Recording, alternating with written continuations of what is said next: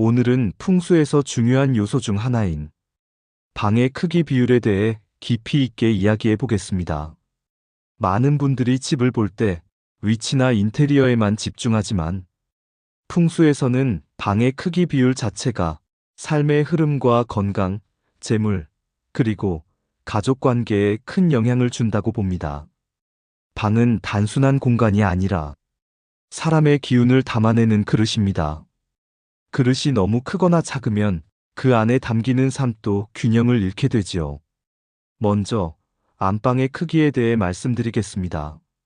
안방은 집의 주인, 특히 아내의 기운을 상징하는 공간입니다. 그런데 안방이 지나치게 크면 집안의 기운이 한쪽으로 쏠리게 됩니다.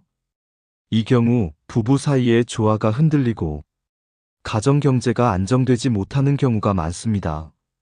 반대로 안방이 지나치게 작으면 집안의 주인다운 무게감을 지탱하기 어렵습니다. 이는 곧 주부의 건강이나 가정 내 위치가 약해지는 것으로 연결되기도 하지요. 다음은 작은 방입니다. 작은 방은 자녀나 손님을 위한 공간인데 너무 협소하면 사람이 오래 머물기 힘듭니다. 아이들의 경우 집중력이 약해지고 정서가 불안해지는 경우가 있습니다. 또 손님이 왔을 때 편안하지 못해 인연이 오래 이어지지 않는 경우도 있습니다.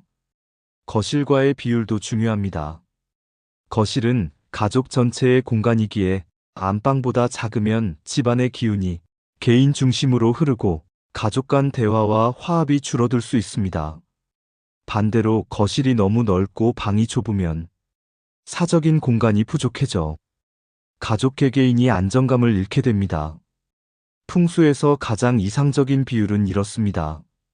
안방은 집 전체의 약 4분의 1, 작은 방은 그보다 조금 작은 크기, 그리고 거실은 온 가족이 함께하기에 가장 넓게 두는 것이 좋습니다. 이 비율이 맞아야 집안의 음양이 균형을 이루게 됩니다. 이제 실제 사례를 들어보겠습니다. 어떤 가정은 안방이 지나치게 넓었습니다. 겉으로는 좋아 보였지만 실제로는 남편과 아내가 각자의 공간에서 따로 생활했고 가정의 대화가 줄어들었습니다. 재물운 역시 한쪽으로 치우쳐 늘 돈이 모이지 않고 빠져나가는 현상이 나타났습니다. 또 다른 가정은 작은 방이 창고처럼 너무 협소했습니다. 아이들은 그 방에서 집중하기 힘들어했고 자꾸 거실로만 몰려들었습니다.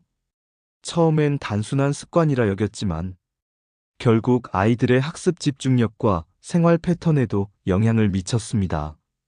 이처럼 방의 크기 비율은 눈에 보이지 않지만 우리 삶에 큰 흔적을 남깁니다. 그렇다면 이미 방의 크기가 좋지 않은 집은 어떻게 해야 할까요? 첫째, 공간 활용을 통해 균형을 맞추는 방법이 있습니다.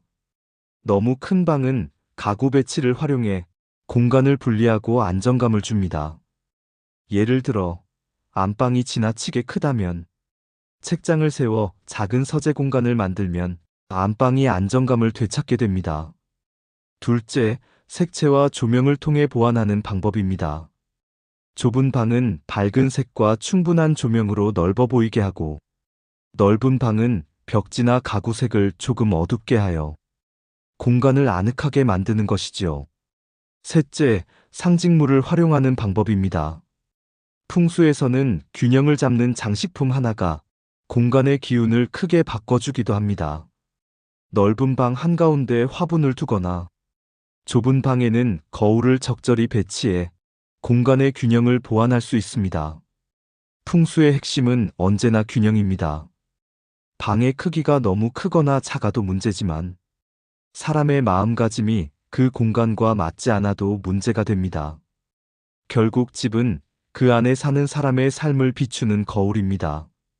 집안의 방 크기를 돌아보며 내 삶의 균형은 잘 맞추고 있는지, 가족 간의 화합은 잘 이어지고 있는지 한번 점검해 보는 것도 좋습니다.